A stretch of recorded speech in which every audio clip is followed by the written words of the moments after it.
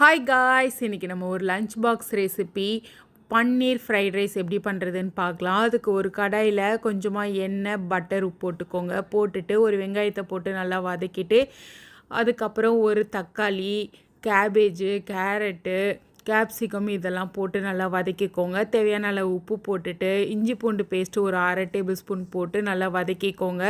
காரத்துக்கு பார்த்திங்கன்னா ஒரு டேபிள் ஸ்பூன் மிளகாய்த்தூள், ஒரு 1/2 tablespoon fried rice masala, 1/4 tablespoon garam masala போட்டு அதையும் நல்லா மிக்ஸ் பண்ணிவிட்டு பன்னீரை நம்ம மிளகாய்த்தூள் உப்பு போட்டு வச்சுருந்தோம். அதையும் லைட்டாக ஃப்ரை பண்ணி அதோடு சேர்த்துக்கோங்க. சேர்த்துட்டு நம்ம பாஸ்மதி ரைஸ் வடித்து வச்சுருந்தோம். அதையும் போட்டு மேலே லைட்டாக பெப்பர் தூவி இறக்குனீங்க அப்படின்னா சூப்பரான ஃப்ரைட் ரைஸ் ரெடி ஆயிடுச்சு. இதை ட்ரை பண்ணி பாருங்கள்.